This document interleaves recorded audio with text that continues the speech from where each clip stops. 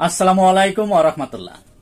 দেশের প্রধান প্রধান জাতীয় দৈনিক পত্রিকার শিরোনামে স্থান করে নেওয়া গুরুত্বপূর্ণ খবরগুলো নিয়ে হাজির হলাম আপনাদের সামনে। আশা করি সাথেই থাকবেন। শুরুতেই গুরুত্বপূর্ণ খবরগুলোর মধ্যে যা যা থাকছে। স্ফুলিঙ্গের নাম আবু সাইদ। আবু সাইদ স্মরণে জুলাই শহীদ দিবস আজ পালিত হচ্ছে রাষ্ট্রীয় শোক। অপরাধীদের দ্রুত বিচারের দাবি জানালেন আবু সাইদের বাবা। বৈষম্য শেষ হয়নি, আবু সাইদ জীবন দিয়ে কি লাভ হলো প্রশ্ন বাবা মার। যে হত্যা আন্দোলনের মোড় ঘুরিয়ে দিয়েছিল, অভ্যুত্থানের প্রতীক হয়ে ওঠে আবু সাইদ। মৃত্যু বেশি ছিল ঢাকার 5 এলাকায়।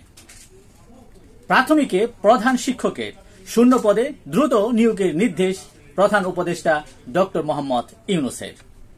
জাতীয় সংস্কারক উপাধি গ্রহণে ইচ্ছুক নন প্রধান উপদেষ্টা। ভবিষ্যতে তত্ত্বাবধায়ক ব্যবস্থা পরিবর্তনে গণভোট লাগবে, ঐক্যমত্যে নতুন অনৈক্য। রাষ্ট্র সংস্কারের মৌলিক ইস্যু নিয়ে জটিলতা।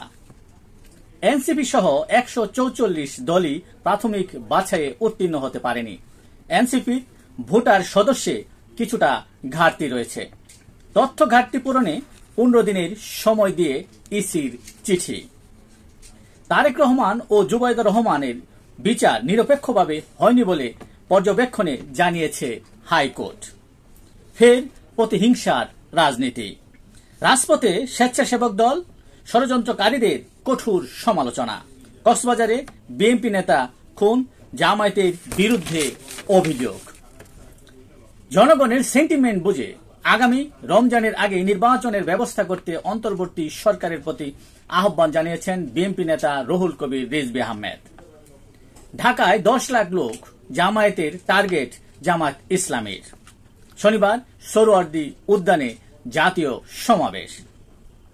মৌলিক সংস্কারে বাধা সৃষ্টি করছে বিএনপি সহ কয়েকটি দল বলে অভিযোগ এনসিপি নেতা নাহিদ ইসলামের। তিনি আরো বলেন, 5 আগস্ট লক্ষ্য ছিল গণভবন, এবার লক্ষ্য সংসদ ভবন। জুলাই অভ্যুত্থানে নারীদের সাহসী উত্থান উদযাপনে গতকাল রাজধানীর শাহবাগে নারী সংহতির মশাল মিছিল অনুষ্ঠিত হয়। শুল্ক অনিশ্চয়তায় আতঙ্কে 10 লাখ পোশাক শ্রমিক।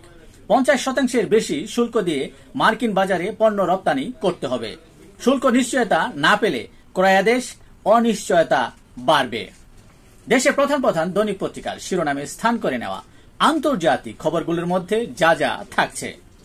পুতিনের বিষয়ে আমি হতাশ হলেও হাল ছাড়েনি, বিবিসির সঙ্গে একান্ত ফোনালাপে ডোনাল্ড ট্রাম্প।